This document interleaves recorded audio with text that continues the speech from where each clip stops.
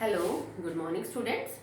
अभी हम लोग डिस्कस कर रहे हैं 9th क्लास केमिस्ट्री एंड आपका जो आज का टॉपिक है चैप्टर 3 के अंदर that is law of constant proportion. तो लास्ट वीडियो में मैंने आपको इसकी स्टेटमेंट, इसके एक्सपेरिमेंटल वेरिफिकेशन, इसके कुछ एग्जांपल एंड लिमिटेशंस हमने ये डिस्कस किया था। Law of constant proportion given by JL Proust. Okay, तो आज हम इसके न्यूमेरिकल्स करेंगे। जैसे law of conservation of mass के ऊपर किए थे ऐसे। ओके, पहले सॉल्व करते हैं फिर अनसॉल्व करेंगे। तो the first numerical is 1.375 gram of copper oxide. 1.375 gram of copper oxide. मैं फॉर्मूला नहीं लिख रही हूँ क्योंकि मुझे पता ही नहीं है फॉर्मूला क्या है। कॉपर की 2 ऑक्साइड होती है, कोई भी फॉर्मूला हो सकता है, ठीक है। Gave 1.098 gram of copper when reduce in a current of hydrogen. अगर मैं इसकी रिएक्शन जो है वो करवाती हूँ हाइड्रोजन के साथ, जैसा मैंने आपको एक्सपेरिमेंटल वेरिफिकेशन में करवाया था, तो इसकी हाइड्रोजन के साथ रिएक्शन करने में इतनी कॉपर ऑक्साइड में से कितना कॉपर बाहर निकलता है? 1.098 ग्राम कॉपर। ओके, तो ऑब्वियस सी बात है बचा हुआ पार्ट ऑक्सीजन का हो गया, क्योंकि अगर आपके कंपाउंड में 2 एलिमेंट है, ठीक है, और मैंने टोटल कंपाउंड का वजन आपको दे दिया और एक एलिमेंट का बता दूं, तो टोटल में से उस एलिमेंट का घटा दो, दूसरे का आ जाएगा। तो मतलब ऑक्सीजन का वजन कितना हो जाएगा? 1.375 माइनस 1.098 ग्राम, ये आ जाएगा आपका ऑक्सीजन का वजन। Okay, and in another experiment 1.476 gram of cupric oxide. ये उनका कोई पहला एक्सपेरिमेंट, एक्सपेरिमेंट फर्स्ट। अब यहाँ पे हम कोई एक्सपेरिमेंट कर रहे हैं सेकंड, और उसमें क्या है? 1.476 ग्राम ऑफ क्यूपरिक ऑक्साइड। अब क्यूपरिक ऑक्साइड का मतलब है बेटा CuO, ठीक है। यहां इसने बोल दिया तो हम फॉर्मूला लिख सकते हैं। Okay, has gave 1.179 gram of copper. इसका रिडक्शन किया तो इनमें से कितना कॉपर बाहर निकला? 1.179 ग्राम कॉपर। ऑब्वियस सी बात है, तो फिर ऑक्सीजन कितना बच गया? 1.476 माइनस 1.179 ग्राम ऑक्सीजन। ये बता, मैंने टोटल में से कॉपर का वजन घटा दिया तो मुझे ऑक्सीजन का पता चलेगा। Show that these results are in agreement with the law of definite proportion. आपको ये चीज बतानी है। देखिए, इसमें तो जैसे इन्होंने नाम बोल दिया क्यूप्रिक ऑक्साइड, तो क्यूप्रिक ऑक्साइड तो यही होती है। आपको ये तो नहीं पता ना कि पहले केस में भी CuO ही है, हो सकता है पहले केस में Cu2O हो। ओके, तो हमें ये चीज बतानी है कि लॉ ऑफ कांस्टेंट प्रोपोर्शन यहाँ फॉलो हो रहा है और दोनों ही केस में बनी हुई कॉपर की ऑक्साइड सेम है, जिसके अंदर कॉपर और ऑक्सीजन की मास परसेंटेज जो है, परसेंटेज बाय मास, वो सेम है। तो आप इसको कैसे प्रूव करोगे? देखो, इसमें कैलकुलेशन थोड़ी सी लेंथी हो जाती है बिकॉज आप कई डेसिमल पॉइंट तक आप लेते हो डिजिट्स को, बाकी सिंपल है। देखो, पहले एक्सपेरिमेंट से हमें क्या पता चलता है? ये वजन टोटल कॉपर ऑक्साइड का है, इतना कॉपर का, इतना ऑक्सीजन का है। अगर मैं इस कंपाउंड में ये पता कर लूं बेटा कि कॉपर ऑक्साइड टोटल में कितना परसेंट तो कॉपर और कितना ऑक्सीजन है, फिर मैं उसको मैच कर लेती हूँ उससे। सिंपल है, ठीक है। तो आप दोनों तरह से कर सकते हो इस न्यूमेरिकल को, एक बच्चा दोनों तरह से अटेम्प्ट कर सकता है। कोई बच्चा हो सकता है कॉपर की परसेंटेज को मिला के अपना आंसर जस्टिफाई करे, कोई बच्चा ऑक्सीजन की परसेंटेज को मिला के जस्टिफाई कर सकता है। दोनों ही ठीक है बेटा। ओके, जैसे मैं कॉपर की परसेंटेज करूंगी तो तुम क्या निकालोगे? इस पहले सैंपल में कॉपर की परसेंटेज कितनी हो जाएगी बेटा? देखो, कॉपर कितना है? इतना। तो in the first experiment copper की परसेंट क्या होगी? 1.098। कॉपर का वजन, टोटल का वजन कितना है? 1.375 एंड मल्टीप्लाई बाय 100। जैसे तुम निकालते हो ना marks obtain, total marks divided by 100, तो मुझे ये पता चल जाएगा पहले एक्सपेरिमेंट में कॉपर की परसेंटेज ये है, ठीक है। आपने इसको सॉल्व किया, आपका XYZ कुछ भी आ गया। अब मुझे पता है क्योंकि कॉपर ऑक्साइड में तो दूसरा एलिमेंट ऑक्सीजन ही है, तो ये परसेंटेज आपकी जो भी आएगी, जैसे मान लो कि ये परसेंटेज आ गई मेरी 70%, मैं समझाने के लिए बता रही हूँ बेटा, आप इसको सॉल्व कर लेना। तो जाहिर सी बात है 100 माइनस 70 30% ऑक्सीजन होगी, ठीक है। तो ऑटोमेटिकली 30% क्या आ जाएगी? ऑक्सीजन आ जाएगी।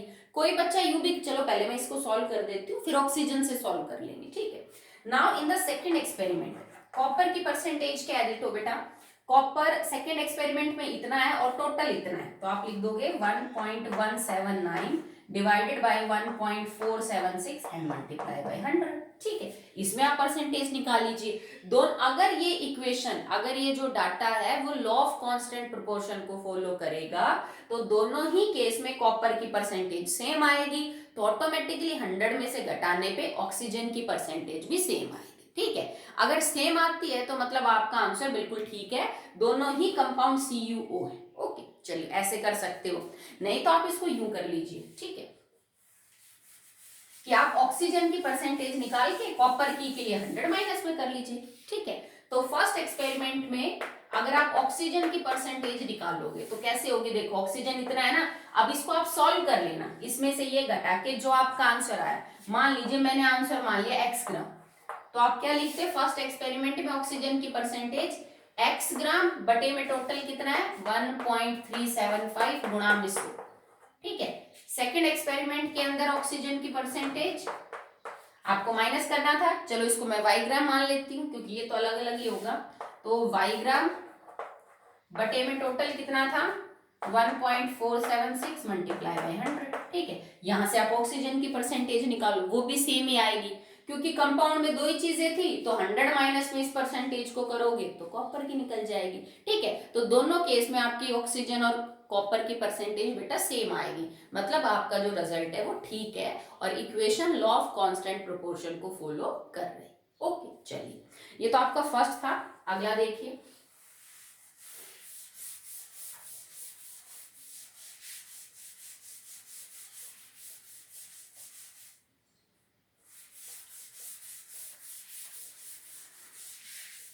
सॉल्ट का सेकंड है 2.4 gram of magnesium gave on combustion 4 gram of magnesium oxide. क्या कहता है कि अगर मैं मैग्नीशियम को, कंबस्शन का मतलब जला रहे ऑक्सीजन की प्रेजेंस में, और वो मैग्नीशियम की ऑक्साइड बना रहा है, इसमें मैं लिख सकती हूँ फॉर्मूला क्योंकि मैग्नीशियम की कोई और दूसरी ऑक्साइड नहीं है। ठीक है, मैग्नीशियम कितने ग्राम लिया है 2.4 ग्राम।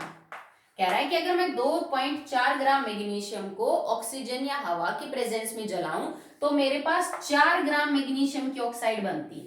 तो ऑब्वियस सी बात है, अगर मैग्नीशियम ऑक्साइड को बनाने में 2.4 ग्राम वजन जो है वो मैग्नीशियम का है, तो ऑक्सीजन का वजन कितना हो जाएगा 4 माइनस में 2.4 ग्राम। सिंपल सी बात है, ये ऑक्सीजन का वजन होगा क्योंकि भाई law of conservation of mass ये कहता है ना, रिएक्टेंट का टोटल मास प्रोडक्ट के टोटल मास के बराबर होगा। ओके, ठीक है, तो ये 1.6 आ जाएगा आपका आंसर। नेक्स्ट है a sample of magnesium oxide obtained by heating magnesium carbonate was found to obtain। अब ये इनका पहला एक्सपेरिमेंट था बेटा। अब एक सेकेंड एक्सपेरिमेंट से इन्होंने MgO को बनाने की कोशिश की। वो सेकेंड एक्सपेरिमेंट क्या था इनका बेटा, मैग्नीशियम कार्बोनेट को हीट कर दिया, MgCO3 को हीट, इससे भी MgO और CO2 बाहर निकला। यहां से जो मैग्नीशियम ऑक्साइड निकला, इनको पता नहीं है कि सेम है कि डिफरेंट हो सकता है, फॉर्मूला अलग हो। ठीक है, मैंने तो समझाया आपको इक्वेशन लिख के। यहां से जो मैग्नीशियम ऑक्साइड बाहर निकला उसमें इन्हें पता चला कि जो मैग्नीशियम की परसेंट है ना वो 60% है इस कंपाउंड में magnesium. Okay, and oxygen is 40% और ऑक्सीजन 40% है। ठीक है, आप बताओ क्या equation law of constant proportion को फॉलो करती है। तो देखो इसमें तो आपको परसेंटेज निकालनी नहीं पड़ी, इसने ऑलरेडी दे दी। आप पहले वाले डाटा से परसेंटेज निकालो और चेक करो क्या मैग्नीशियम 60 और ऑक्सीजन 40 है या नहीं है। ठीक है, तो देखो फर्स्ट केस से मैं मैग्नीशियम की परसेंटेज अगर निकालूं तो टोटल वजन कितना है बेटा 4 ग्राम, मैग्नीशियम कितना है 2.4, तो 2.4 बटे में 4 और गुणा में क्या हो जाएगा बेटा 100। ठीक है, आप इसको यहां से ऐसे कर लीजिए मल्टीप्लाई बाय, ठीक है, आपका आंसर है ना 60, तो मैग्नीशियम यहाँ पे कितना है 60% है। जाहिर सी बात है ऑक्सीजन 40 ही होगा, नहीं तो ऑक्सीजन का भी निकाल के देख सकते हो।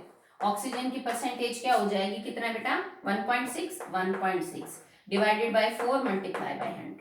ठीक है, पॉइंट हटाने के लिए मैंने नीचे 10 किया, 0 से 0 कट गया, 4 4 जा 16, 4 मल्टीप्लाई बाय 10 40%।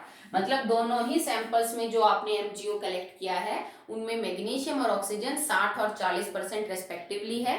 तो मतलब दोनों ही केस में जो आपका MgO है वो सेम कंपाउंड है and law of constant proportion यहाँ पे फॉलो हो रहा है। ओके, तो these are the two solved numericals on the law of constant proportion. अब हम अनसॉल्व करते हैं। ठीक है, चलिए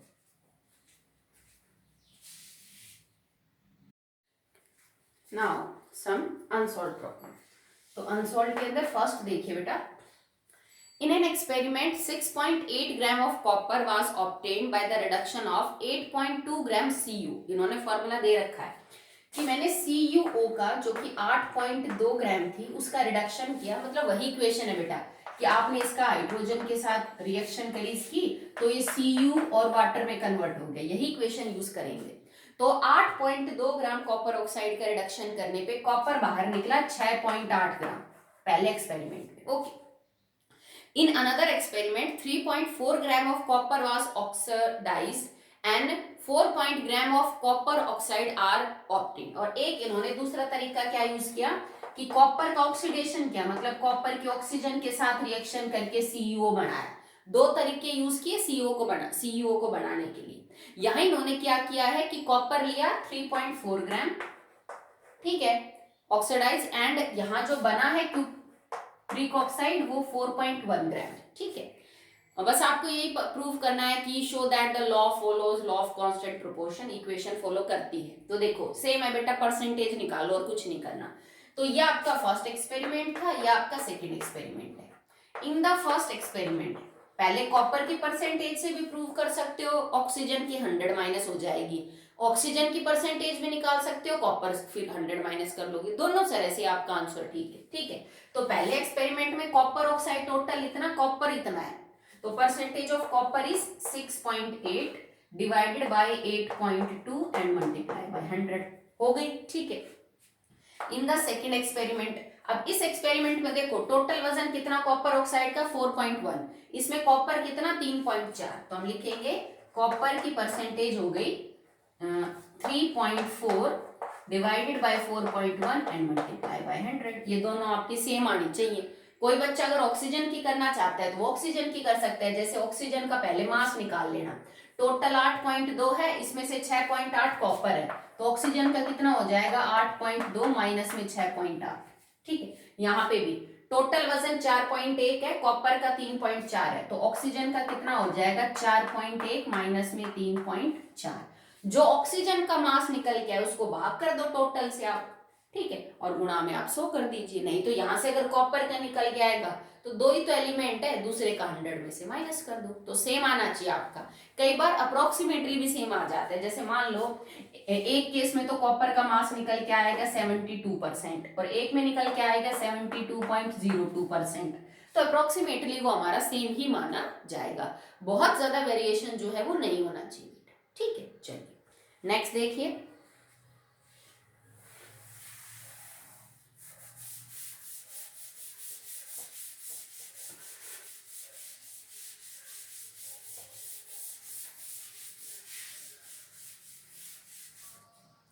अगला है common salt was obtained from 2 different sources. Common salt का मतलब NaCl, जिसको हम टेबल सॉल्ट भी बोलते हैं। ये दो अलग अलग तरीकों से लिया गया है। इन वन सैंपल, मतलब दो अलग अलग सोर्स से लिया गया है। In one sample chlorine was 60.75%। जो फर्स्ट सैंपल है ना NaCl का, फर्स्ट सैंपल ऑफ NaCl में जो क्लोरीन की परसेंटेज है वो 60.75 है, ठीक है, या and in another sample 3.888 gram of chlorine. और दूसरा सैंपल है सेकंड सैंपल NaCl का, उसके अंदर जो क्लोरीन है वो परसेंटेज में नहीं दे रखी है, ग्राम में दे रखी है, मतलब एक डाटा परसेंटेज में दे रखा है, एक ग्राम में। इतने gram was chlorine is present in, chlorine तो इतने हैं, और टोटल NaCl का वजन कितना है बेटा, दैट इज 6.4 ग्राम। आप प्रूव करिए that the law of constant composition was followed by this data. अब देखो ऊपर वाले केस में सीधी परसेंटेज दे दी, दूसरे वाले में आपको मास दे दिए, तो इसके मास से परसेंटेज निकाल के प्रूव कर दो। अब पहले वाले सैंपल में अगर क्लोरीन उन्होंने सीधा बता दिया कि 60.75% है, ठीक है, तो इसका मतलब ये हुआ कि सोडियम की परसेंटेज क्या होगी 100 माइनस में दिस, तो in the first sample percentage of sodium will be 100 minus में 60.75। आप निकाल लोगे, दोनों एलिमेंट्स की परसेंटेज आ गई। अब इसमें चेक करो, अगर टोटल NaCl का वजन इतना है और इसमें से इतने ग्राम क्लोरीन है तो सोडियम कितने ग्राम होगा, सोडियम विल बी 6.4 माइनस में 3.88 ग्राम। आपका आंसर आ जाएगा, मान लो x ग्राम आपका आंसर आ गया। अब आप किसी की भी परसेंटेज निकाल लो, चाहे क्लोरीन की चाहे सोडियम की, एक निकालने के बाद दूसरी 100 में से घटा देना।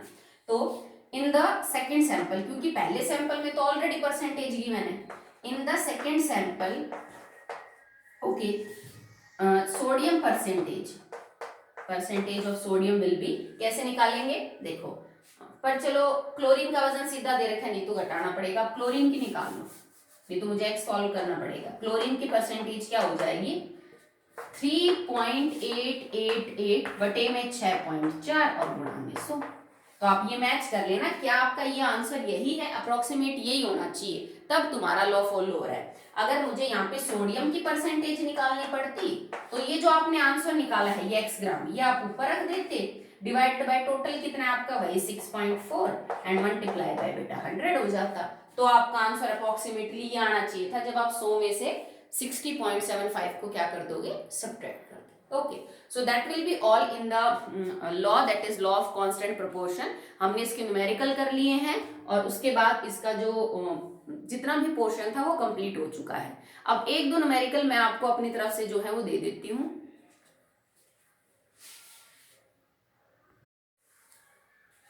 नाउ दो न्यूमेरिकल जो मैं आपको अपनी तरफ से दे रहा हूं, आप उनको सॉल्व करना, ठीक है। इन्हीं लॉस पे बेस्ड है जो अभी तक हमने दो लॉ किए हैं, ठीक है। फर्स्ट है 4.90 ग्राम ऑफ KClO3। KClO3 होता है बेटा potassium chlorate, it is potassium chlorate, ठीक है। इज व्हेन हीटेड प्रोड्यूस्ड, जब हम इसको गर्म करेंगे तो ये प्रोड्यूस करता है 1.92 gram of oxygen, 1.92 gram of oxygen and residue का मतलब इसके बाद जो चीज बच गई, और रेजिड्यू हमारा कौन होगा, KCl पोटेशियम क्लोराइड। वेट्स, उसका वेट कितना दे रखा है, दैट इज 2.96 ग्राम, ठीक है। इक्वेशन में आपको बता देती हूं, जब हम KClO3 को गर्म करेंगे तो वो कन्वर्ट हो जाता है ऑक्सीजन गैस और KCl में। KCl को इन्होंने रेजिड्यू बोला, इन्होंने ये बता दिया कि इतने ग्राम लिया है मैंने पोटेशियम क्लोरेट, इतने ग्राम KCl है, और ऑक्सीजन का जो ऑक्सीजन का वजन दे दिया और KCl का। बताओ law of conservation of mass follow होता है कि नहीं। तो एक तो आपको ये चीज जो है वो सॉल्व करके भेजनी है। अब इसका सेकंड देख लीजिए, ये लॉ ऑफ कंजर्वेशन पे था। Next is law on constant proportion. अगला है 2.16 ग्राम of copper, okay, react with nitric acid,